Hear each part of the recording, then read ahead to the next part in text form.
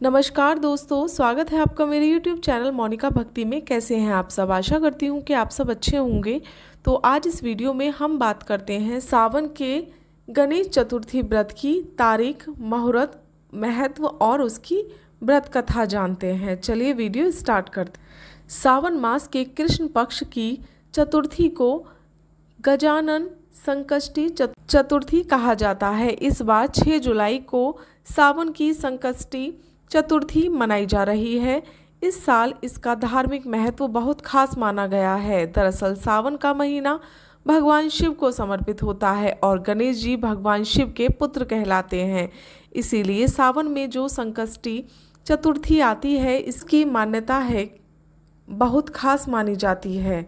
संकष्टी चतुर्थी के दिन व्रत करने से आपके सुख और सौभाग्य में वृद्धि होती है और आपको शुभ लाभ की प्राप्ति होती है। अगर आप व्रत करते हैं तो आपको इस दिन पूजा के दौरान संकष्टी चतुर्थी व्रत की कथा जरूर पढ़नी चाहिए। गणेश जी की पूजा के वक्त चतुर्थी पर रात के वक्त चंद्रमा की पूजा भी की जाती है। आइए जानते हैं संकष्टी चतुर्थी की तिथि और मुहूर्त।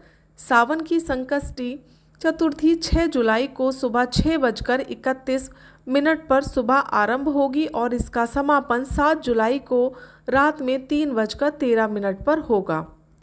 आइए जानते हैं अब गणेश चतुर्थी का महत्व।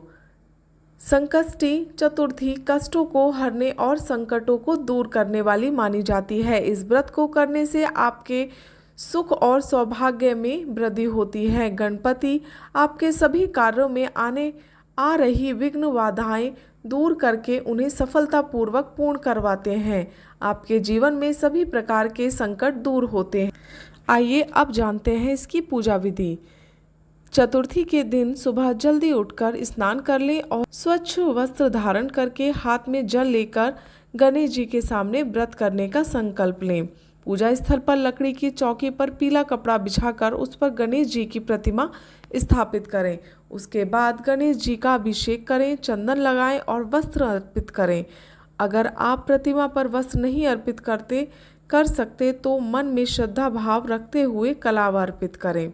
उसके बाद फल फूल 21 दूर्वा, अक्षत, धूप, दीप, गंध आदि अर्पित करें और मोदक का भोग लगाएं। उसके बाद गणेश चालीसा का पाठ करें और फिर संकष्टी चतुर्थी व्रत की कथा सुनें और फिर आरती करें।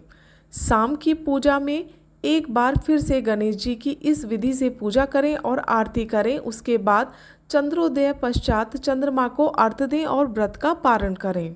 आइए अब सावन श्री गणेश संकष्टी चतुर्थी की व्रत कथा सुनते हैं। इस व्रत को धर्मराज युधिष्ठिर ने किया था। पूर्व काल में अच्युत होकर अपने भाइयों के साथ जब धर्मराज वन में चले गए तो उस वनवास काल में भगवान श्री कृष्ण ने उनसे कहा था। युधिष्ठिर ने भगवान श्री कृष्ण से अपने कष्टों के शमनार्थ जो प्रश्न किया था उस कथा को आप श्रवण कीजिए।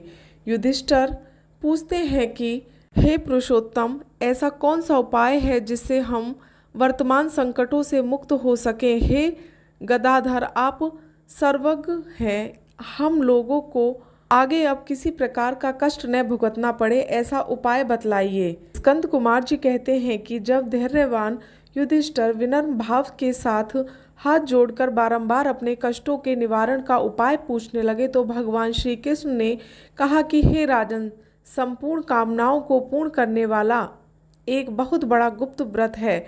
हे युधिष्ठिर, इस व्रत के संबंध में मैंने आज तक किसी को नहीं बताया है। हे राजन, प्राचीन काल में सतयुग की बात है कि पर्वतराज हिमाचल की सुंदर कन्या पार्वती ने शंकर जी को पति रूप में प्राप्त करने के लिए गहन वन में जाकर कठोर तपस्या की थी, परंतु भगवान शिव प्रसन्न होकर प्रकट नहीं हुए। तब पार्वती जी ने अनादिकाल से विद्यमान गणेश जी का स्मरण किया। गणेश जी ने उसी क्षण प्रकट होकर पार्वती जी से पूछा कि मैंने कठोर, दुर्लभ और लोमहर्षक तपस्या की किंतु अपने प्रिय भगवान शिव को प्राप्त न कर सकी। वह कष्ट विनाशक दिव्य व्रत जिसे नारद जी ने कहा है और आपका ही व्रत है, उस प्राचीन व्रत के तत्व और आप मुझसे कहिए। पार्वती जी की बात सुनकर तत्कालीन सिद्धिदाता गणेश जी उस नाशक शुभदायक व्रत का प्रेम से वर्णन करने लगे। गणेश जी ने कहा, हे अचल सूते, अत्यंत पुण्यकारी और समस्त कष्ट नाशक व्रत को कीजिए। इसके करने से आपकी सभी आशंकाएं पूर्ण होंगी और जो व्यक्ति इस व्रत को करेंगे उन्हें भी सफलता मिलेगी। सावन के कृष्ण चतुर्थी की रात्रि में चंद्रोदय होने पर पूजन करना चाहिए। उस दिन मन में संकल्प करें कि जब तक सूर्योदय नहीं होगा मैं निराहार रहूंगी। पहले गणेश जी का पूजन करके ही भोजन करूंगी, मन में ऐसा निश्चय करना चाहिए। इसके बाद सफ़ेद तिल के जल से स्नान करें, मेरा पूजन करें तथा अपनी सामर्थ्य के अनुसार सोने, चांदी, तांबे अथवा मिट्टी के कलश में जल भरकर उस पर गणेश जी की प्रतिमा स्थापित करें। मूर्ति कलश पर वस्त्राच्छादन करके अष्टदल कमल की आकृति बनाएं और उसी मूर्ति की स्थापना करें। तत्पश्चात षोडशोपचार विधि से भक्ति पूर्वक पूजन करें। तो ये थी सावन संकष्टी गणेश चतुर्थी की व्रत कथा और उनसे जुड़ी सभी जानकारी। अगर आपको जानकारी अच्छी लगी हो तो वीडियो को लाइक और चैनल को सब्सक्राइब जरूर करें।